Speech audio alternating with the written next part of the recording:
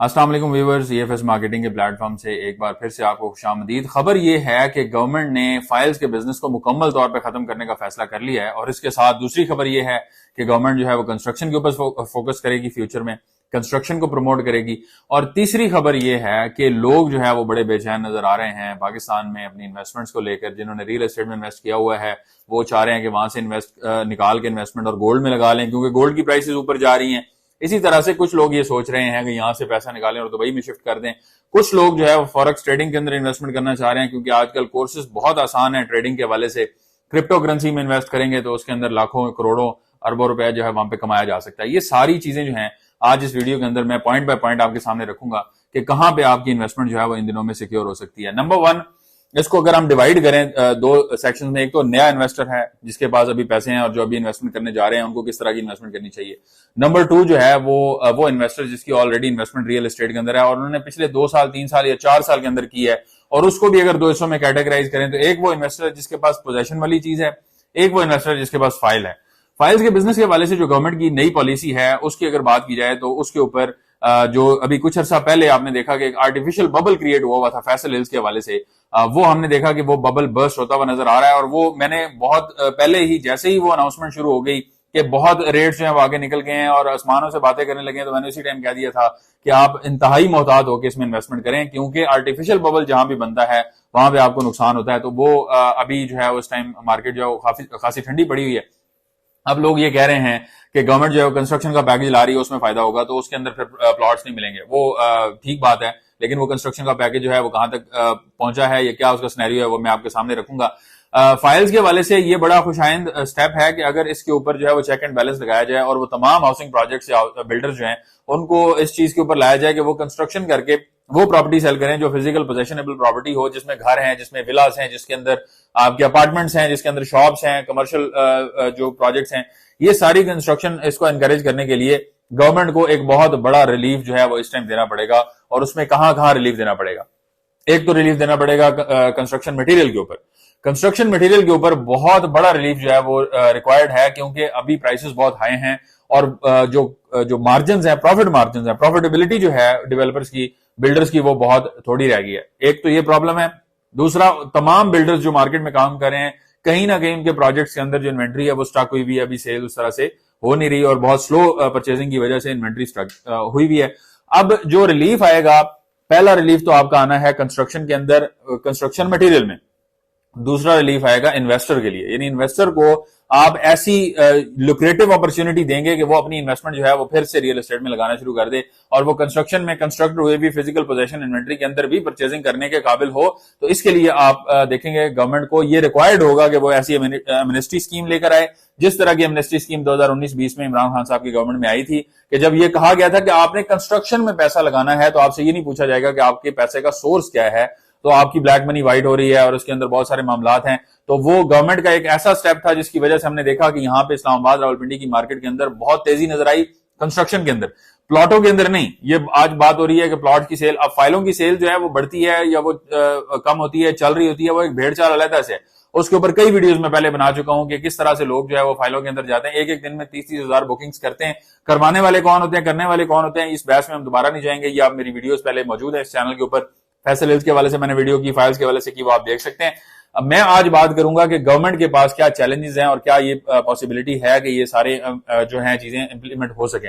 इसमें एक चीज जो है, गवर्नमेंट पहले से जो टैक्स के अंदर जो छूट देना चाह रही थी वो आईएमएफ की वजह से अब नहीं दे पा रही, और आईएमएफ ने क्लियरली जो है वो मना कर दिया है कि आपने ये काम अब नहीं करना। और इस तरह से कंस्ट्रक्शन के अंदर अब छूट के हवाले से कितनी इजाजत मिलती है गवर्नमेंट को, यानी इस गवर्नमेंट ने आईएमएफ से इजाजत के बगैर ही कोई स्टेप लेना है, उससे पहले वो नहीं ले सकते। तो अपना पॉइंट, अपना माइंड जो है वो इस तरह से क्लियर कर लें कि आप जो भी नई इन्वेस्टमेंट करने जा रहे हैं उस हवाले से जो आप परचेजिंग करते हैं वो आपने किन रेट्स के ऊपर करनी है। इन बातों में आगे परचेजिंग अगर आप करेंगे कि गवर्नमेंट जो है वो बहुत बड़ा कोई रिलीफ लाने वाली है, प्राइसेस ऊपर चली जाएंगी, तो ऐसा नहीं है।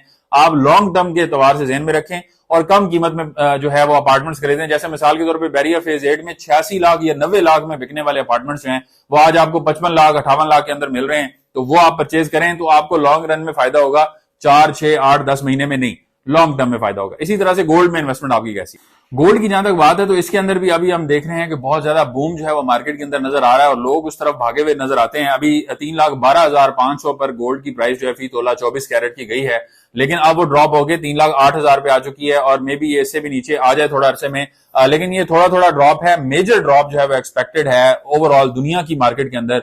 यूक्रेन और रशिया की जंग के खात्मे के साथ ही जैसे ही वो पीस एग्रीमेंट वहां पे होगा, हम देखेंगे बहुत बड़ा ड्रॉप आएगा। अभी बहुत सारे लोग जो है वो बात करते हैं कि सिर्फ और सिर्फ यूक्रेन और रशिया की वॉर जो है वो इसका फैक्टर नहीं है, बाकी जगह पे भी क्योंकि परचेसिंग चल रही है। चाइना ने बहुत सारी परचेसिंग की है, यूएसए ने बहुत सारी परचेसिंग की है। तो ये मैं अमेरिका के हवाले से बताते चलूं कि अमेरिका की परचेसिंग जो है वो उसकी मजबूरी थी कि उनके जो फाइनेंशियल एक्सपर्ट्स थे वो काफी अरसे से कह रहे थे कि 8,000 टन की शॉर्टेज है गोल्ड की अमेरिका के अंदर, तो वो शॉर्टेज पूरी करना अमेरिका की रिक्वायरमेंट थी। शॉर्टेज पूरी होती गई और परचेजिंग खत्म हो गई। अब अभी परचेजिंग इस टाइम खासी स्लो है और इस हवाले से बात भी हो रही है, तो उस चीज को आप एक साइड पे रखें। रशिया और यूक्रेन की वॉर जो है ये एक इंपॉर्टेंट फैक्टर होगा, ये आप ध्यान में रखें। इसकी वजह से भी ड्रॉप एक्सपेक्टेड है और इसलिए भी ड्रॉप एक्सपेक्टेड है कि बहुत ज्यादा प्राइस जो है वो 2024 और 25 के दरमियान हाई हुई है और इतना ज्यादा प्राइस जो है वो कभी भी हाई नहीं हुई, ऑल टाइम हाई है। 44% का राइज जो है वो सिर्फ एक साल के अंदर राइज आता है गोल्ड में, और गोल्ड में कभी भी ऐसे नहीं होता कि उसमें नीचे उसकी प्राइस गिरे। अगर आप 10-10 साल के एतबार से अगर आप देख के प्रॉपर्टी गोल्ड के अंदर इन्वेस्टमेंट करेंगे तो आपको कभी नुकसान नहीं होगा। 10 साल पहले 40,000 रुपए तोला मिलने वाला जो गोल्ड है, आज उसकी प्राइस 3,08,000 रुपए है। तो अब आप इसको कंपेयर कर सकते हैं उस टाइम के साथ कि जब आप आज से 2 साल पहले देखें तो क्या प्राइस थी, आज देखें क्या प्राइस है। लेकिन ये 3,08,000 के अंदर पोटेंशियल जरूर है कि ये नीचे आ सकता है। तो ये इंपॉर्टेंट चीज आपने ज़हन में रखनी है कि लॉन्ग टर्म के अंदर गोल्ड कभी भी नुकसान नहीं देता, लेकिन शॉर्ट टर्म के अंदर ट्रेडिंग के अंदर नुकसान एक्सपेक्टेड है। तो वो लोग जो ये सोच रहे हैं कि हम यहां से पैसा निकालते हैं प्रॉपर्टी के अंदर से और गोल्ड में इन्वेस्ट कर लेते हैं, तो ये ज़हन में रखें कि 40% ड्रॉप वहां भी एक्सपेक्टेड है।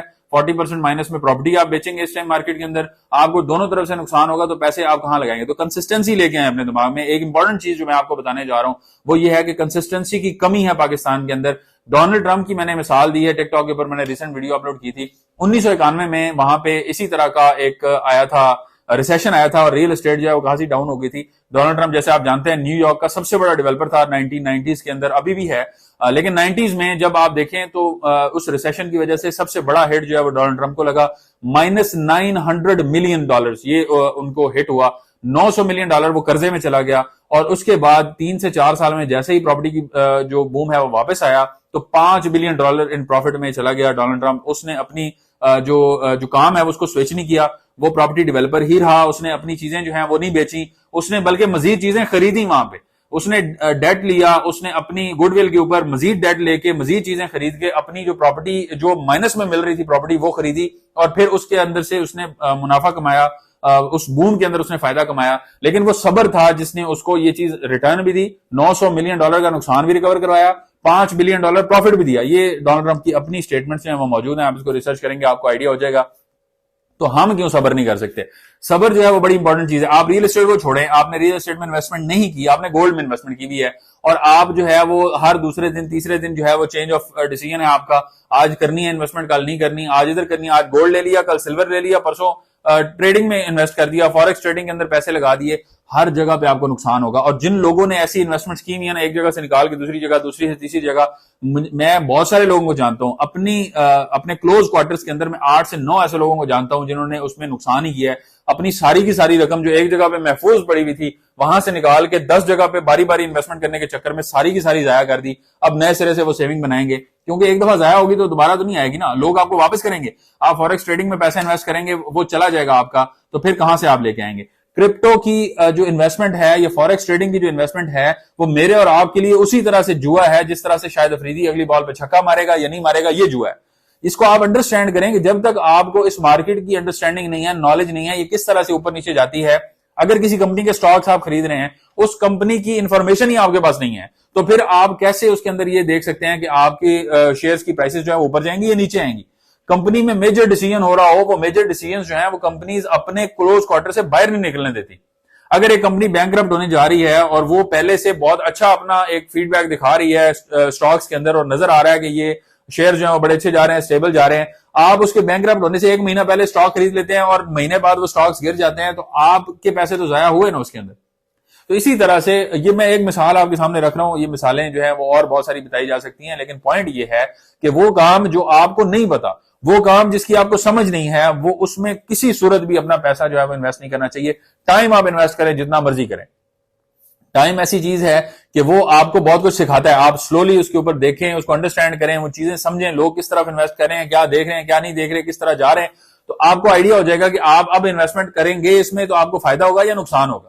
लेकिन आपको 10 बंदे जो है वो यूट्यूब के ऊपर बता रहे हैं, 20 बंदे टिकटॉक के ऊपर बता रहे हैं, आप उनकी जो है वो देख रहे हैं, ये चार्ट ऊपर जा रहा है, ये इसमें नफा हो रहा है, रोजाना मैं 1.5 लाख दिरहम कमा रहा हूं, कोई 1.5 लाख डॉलर कमा रहा है, किसी ने करोड़ों रुपया कमा लिया, और करोड़ों कमा के भी उनको 20-20 हजार के कोर्स बेचने की जरूरत है, तो आप क्यों नहीं सोचते इस बात के ऊपर? कोर्स बेच रहे हैं अगर, तो उनकी या तो पेट का दोज़ख इतना बड़ा है कि उनको फिर कोर्स भी बेच रहे हैं, 1.5 लाख दिरहम रोजाना कमा रहे हैं, और 20,000 पाकिस्तानी का कोर्स बेचेंगे वो आपको। तो ये चीजें जो हैं ये अंडरस्टैंड करने वाली हैं, इसके ऊपर आप समझेंगे, इसको फोकस से देखेंगे और सही तरीके से आप अंडरस्टैंड करने की कोशिश करेंगे, तो आपको आइडिया होगा कि आपने अपनी इन्वेस्टमेंट जो है वो कहां पे करनी है। मैंने आपके सामने सारे पॉइंट्स रखे हैं, इन सारे पॉइंट्स को ज़हन में रखते हुए नई इन्वेस्टमेंट का भी आइडिया लगाएं। पाकिस्तान के अंदर इस टाइम पोटेंशियल है, रियल एस्टेट के अंदर भी और बाकी चीजों में भी, लेकिन वो पोटेंशियल देखें जहां पे इस टाइम बूम ना हो। कभी भी दुनिया की मार्केट्स के अंदर बूमिंग मार्केट में कभी भी परचेजिंग नहीं की जाती, ये ज़हन में रखें। कोई भी इन्वेस्टर है वो डेड मार्केट में परचेजिंग करता है और बूमिंग मार्केट के अंदर उसको बेचता है। इसलिए आप एक जगह से दूसरी जगह जो है वो एक्सपोर्ट्स करते हैं, वहां से आप अच्छा पैसा कमाते हैं। पाकिस्तान के अंदर रहते हुए आपकी जो इन्वेस्टमेंट्स हैं, जिनको अभी आपको जो डेड लग रही हैं, वो इन्वेस्टमेंट्स आने वाले टाइम में प्रॉफिटेबल हो सकती हैं, क्योंकि वो वहां पे हो सकता है मार्केट बूमिंग हो जाए। बहुत सारी फैक्टर्स हैं, बहुत सारी चीजें हैं, कोई भी चीज चेंज होने की देर है, गवर्नमेंट चेंज होने की देर है, किसी भी तरह की पॉलिसी चेंज होने से चीजें जो है वो बेहतर होना शुरू हो जाएंगी। तो फिर आप क्या वो पैसा जो आपने दूसरी जगह पे लगाया हुआ होगा और वहां पे स्टॉक किया हुआ होगा, तो क्या आप वापस लगा के फिर रियल एस्टेट में लगाएंगे? क्या जब मार्केट बूम करेगी पाकिस्तान के अंदर, तो इस तरह की प्रॉपर्टीज जो है वो आपको मिल सकेंगी जो आपने अभी खरीदी हुई है? और अभी की प्राइसेस आप देखें कि यहाँ पे आप लोगों ने 9-9 लाख 10-10 लाख रुपए में भी प्लॉट्स खरीदे हुए हैं, 15-20 लाख रुपए में भी रावलपिंडी इस्लामाबाद की मार्केट के अंदर लोगों ने प्लॉट खरीदे हुए हैं, बड़े अच्छे अच्छे प्रोजेक्ट्स के अंदर खरीदे हुए हैं। कैपिटल स्मार्ट सिटी जैसा प्रोजेक्ट जो है, जो एयरपोर्ट के करीब तरीन है, और डीएचए का डेवलपर हबीब रफीक जो है उस प्रोजेक्ट को बना रहा है। यहां पे लोगों के पास अभी ऐसे प्लॉट्स हैं जो 20 और 22 लाख में अभी भी ट्रेड हो रहे हैं। 20-22 लाख रुपए में खरीदा हुआ 5 मरले का प्लॉट आपको ऐसे प्रोजेक्ट के अंदर क्या बूमिंग मार्केट में कभी नुकसान देगा, या आपको मिल रहा होगा इतने का ये प्लॉट? इसी तरह से जो फाइल्स हैं जिनके अभी नंबर नहीं लगे हुए, जिनकी पोजीशन नहीं है, इस हवाले से मैंने कई दफा बताया कि बड़ा मोहतात होकर ऐसा इन्वेस्ट करें कि उन फाइलों के अंदर आपको हो सकता है कि 8-8, 10-10 साल लगे उसकी रिकवरी में। अभी आप अगर उसके अंदर इन्वेस्ट करते हैं तो मे बी, लेकिन जो पोजेशनेबल इन्वेंट्री है, जहां पे डेवलपमेंट का काम हो रहा है, जहां पे पोजीशन मौजूद है या आने जा रही है, जहां पे आपको लग रहा है कि प्लॉट नंबर भी आपके पास मौजूद है, वैलिडेटेड इन्वेंट्री है, वहां पे आपको बहुत जबरदस्त फायदा हो सकता है। इस तरह की मजीद मालूमात के लिए हमारे चैनल को लाजमी सब्सक्राइब करें, हमें अपनी दुआओं में याद रखें। मिलते हैं आपसे नेक्स्ट वीडियो में, तब तक के लिए अल्लाह हाफिज़।